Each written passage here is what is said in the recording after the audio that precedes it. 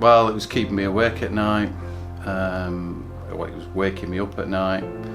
I was getting up sore. I was literally getting out of bed. It got to the point where I'd get out of bed first thing in the morning, and the minute I stepped out of bed, my legs just sort of like locked up. It was almost like my body was trying to pull itself back in line. And yeah, I was just constantly, I've always been an active person, and we were going out on walks, and 5 kilometers in, and everybody else is sort of warming up and getting into it, and I was like, felt like I was dragging my leg behind me. It was not good. It was starting to get really depressing, to be honest, for somebody who's always been so active. Yeah, it was not good.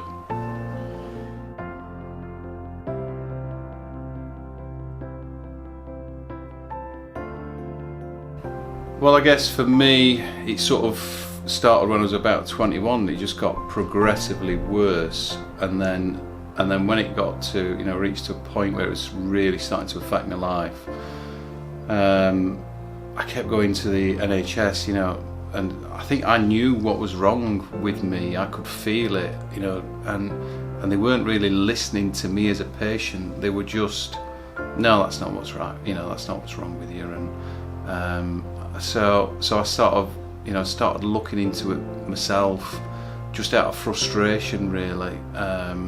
And eventually I paid for a consultation, and somebody confirmed to me that you've got damaged ligaments in there, you've got weak ligaments, and that's what I'd always thought was the case. It was horrendous, really. I had an MRI scan. I really pushed for an MRI scan, so that they could see what was going on in there, and they scanned the wrong area. You couldn't even make it up. And then I went, back to the doctor, and I was a little bit, annoyed at the fact that they'd done this, and he was trying to sort of like palm me off with some physiotherapy, and which I'd paid thousands on physiotherapy over the years. I knew that was not really going to make any difference. And his answer to me, or his question to me, was, well, what do you want me to do about it? It was almost like, I'm just a name and a number. And I just wasn't ready to give up. I wasn't ready to give up searching. So obviously I started searching.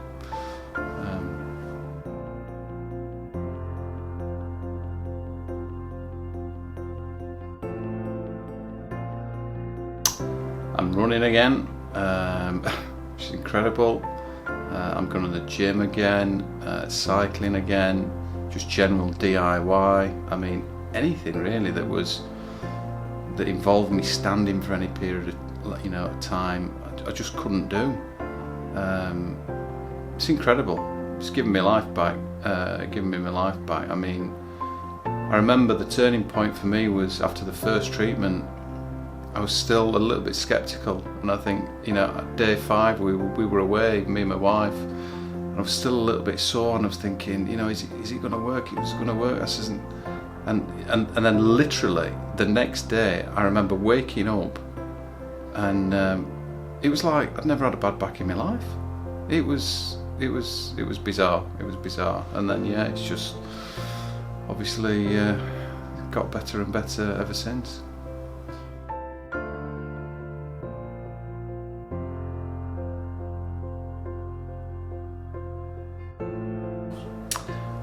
Well, I can't even comprehend where I would have been if I'd not found prolotherapy. It was really affecting my mental health, and I think I'm really thankful that I found you. So for anybody that's on the fence, I would say that the amount of money that I've saved through having prolotherapy. I was always at chiropractors, I was always at physios, and I've not visited one again since. So yeah, anybody that's on the fence, do it.